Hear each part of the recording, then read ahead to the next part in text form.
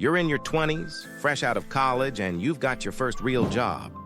What should your investment portfolio look like? That's the question many young adults have in their minds, as we don't have a proper financial education either in our school days or in our degrees. Anyhow, we've got the answers for every decade of your life with 3 different risk profiles to match your style. That is, risky, moderate, and conservative. But wait, there's more. We're not about to hit you with a one-size-fits-all rule. No way. We believe in personalized investing to reach your financial dreams.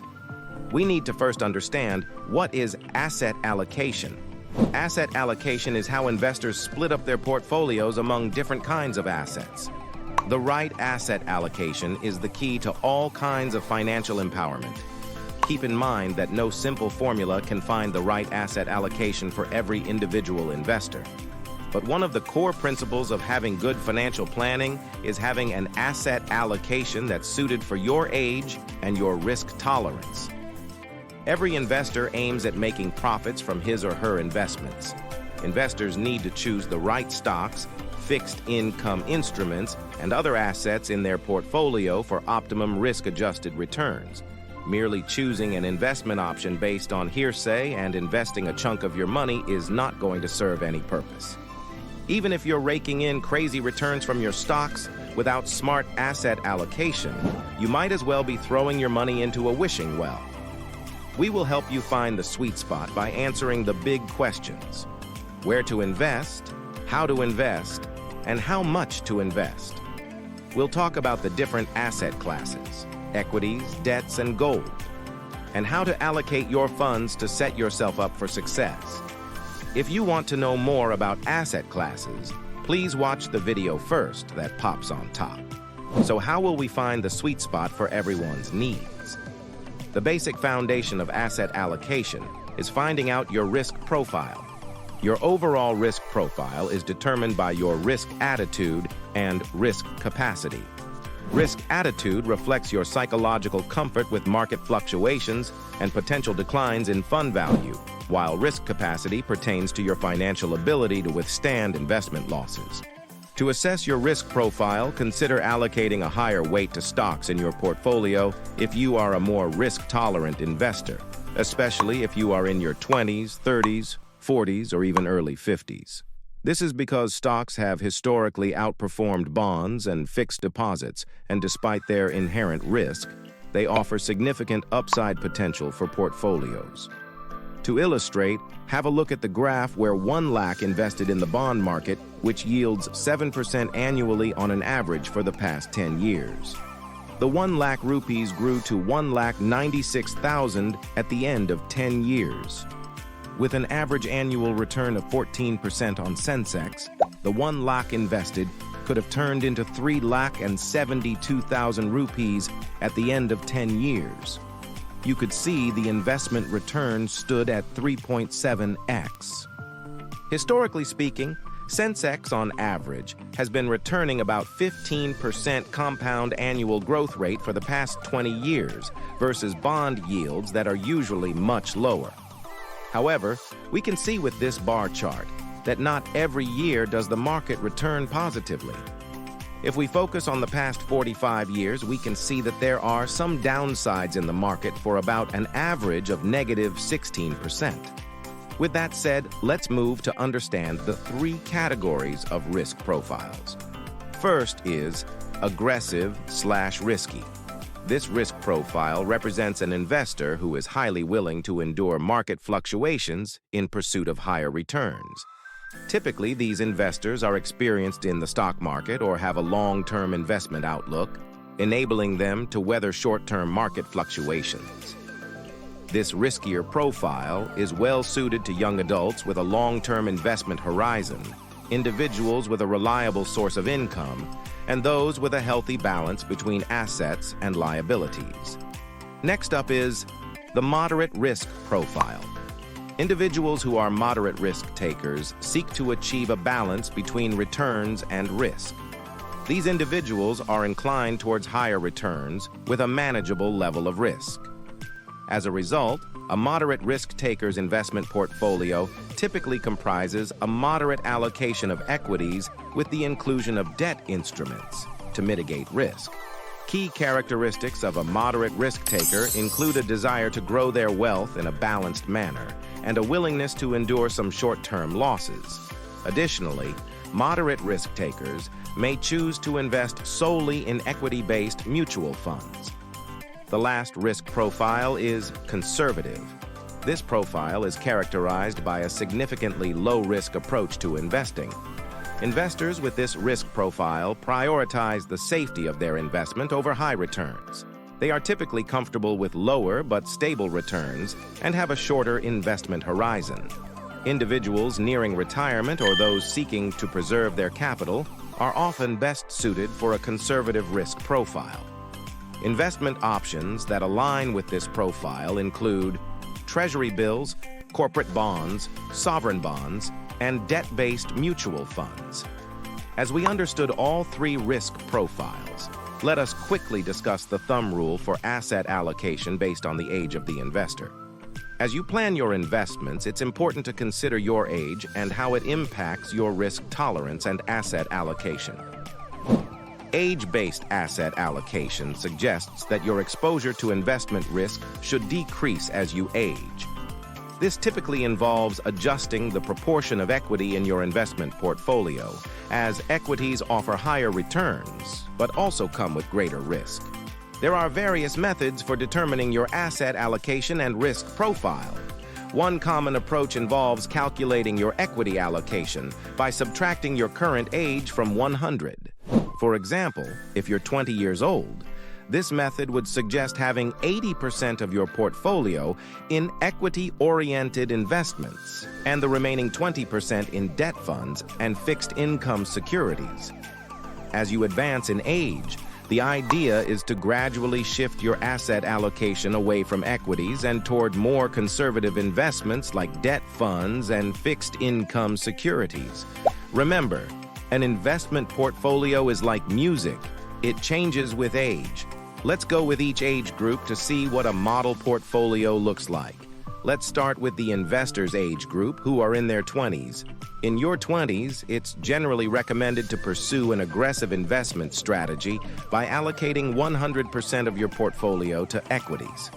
Over time, you can gradually reduce this level of risk. The rationale behind this strategy is that in the event of a stock market decline over the next 10 or 20 years, there will still be ample time to recover any losses. So in your 20s, if you are an aggressive or risky investor, then you can go full 100% in equities. If you're more moderate, then you can plan for 90% of your portfolio in equities and the remaining 10% in fixed income or other securities. As a conservative investor in your 20s, you can allocate 80% to equities and 20% to bonds. Now, let's move on to the 30s. In your 30s, you are likely starting to experience increased responsibilities, such as a mortgage, starting a family, or thinking about family planning. Despite these responsibilities, it is important to prioritize your retirement contributions during this crucial period, as your 30s and 40s are considered your prime earning years. You can afford to take more risks during this time as you have a longer investment horizon before retirement. And, historically, the stock market has shown positive returns over any 20-year rolling period based on data analysis, which we will see in detail in some time. So as an aggressive investor in your 30s, still looking at a 90% to 100% allocation of stocks and between a 0 to 10% allocation in bonds. If you're moderate, then you can consider an 85-15 split. That is 85% in stocks and 15% in bonds. For conservative investors, it's a 70-30 split. That is 70% in stocks and 30% in bonds. Let us move on to the next decade. In your 40s, you are likely in your prime earning years with significant financial responsibilities, such as saving for your children's college education and paying off your mortgage. As you approach retirement, it may be wise to consider adding more stability to your investment portfolio by gradually shifting a portion of your equities into bonds. The timing of this shift should align with your retirement timeline. Here are some asset allocations based on the risk profiles. If you're risky in your 40s, then maintain an 85-15 ratio between stocks and bonds. Against the moderate risk profile, you still can keep the majority of your allocation in stocks by considering the number of years left to ride out any volatility. So a 75-25 ratio would be better. For a conservative risk profile, it would be a 60-40 split. That is, 60% in stocks and 40% in bonds. Consider your personal and financial goals in mind and take the necessary steps. If you're still 20-plus years left from retirement, you probably could still afford to go with a moderate or even an aggressive approach. Now move on to the 50s decade. As you enter your 50s, it's a good time to start thinking about retirement planning, as you may be looking to retire in the next 10 to 15 years. So on the aggressive risk profile, the most aggressive approach that you should probably take in your 50s is going to be something like a 75-25 split. From a moderate risk profile perspective, the more moderate approach would be at a 65-35 ratio for stocks and bonds. The more conservative approach would be at a 50-50 ratio between stocks and bonds. In the 50s, your investment account should have experienced significant growth and should be well on track to support your retirement. However, it's important to avoid dipping into these funds for other needs during this time. As we approach our 50s and 60s, preserving our capital becomes a greater priority. With only 10 to 15 years remaining until retirement, there are many 15-year periods in the stock market where investments could still incur losses. From the graph, the 10-year rolling period return of the Sensex demonstrates strong long-term performance, with very few data points showing less than a 10% return. During the historical period, it yielded a maximum return of 35%, a minimum return of -2%, and an average return of 16%. It's important to understand the potential return of long-term investing and the power it holds. You are now visualizing the 10, 15, and 20-year rolling returns of the Sensex from the past. See the average rolling return over 10, 15, and 20 years. It ranges from 14% to 16%. So, with this understanding, let's move on to the next decade of age, 60s. As you approach retirement age, it's common to adjust your investment portfolio to include more bonds and less in equities. Increasing your cash reserves and maximizing contributions to your pension funds or other investments can help strengthen your nest egg before retirement. Now let us see the risk profile allocation for this decade. Definitely don't want any risk at this age, but if you are more optimistic about markets or want to catch up on some more returns as an aggressive investor, then can think of a 60-40 ratio between stocks and bonds. Most retirees would prefer a moderate or conservative risk profile in this decade because of their dependency on this investment for day-to-day living. So a moderate risk taker would prefer to have a 50-50 ratio between stocks and bonds, whereas the conservative risk profiles would have 40% in stocks and 60% in bonds. As you approach retirement age, it's important to consider adjusting your investment portfolio for a more conservative approach. Typically, this means reducing the percentage of stocks in your portfolio to 20%, 15%, or even 10%, while increasing the percentage of bonds to 80% or 90%. This shift is based on an assumption of a safe withdrawal rate of 8% to 10% per year. Asset allocation is a personal decision that should reflect your financial goals and risk tolerance.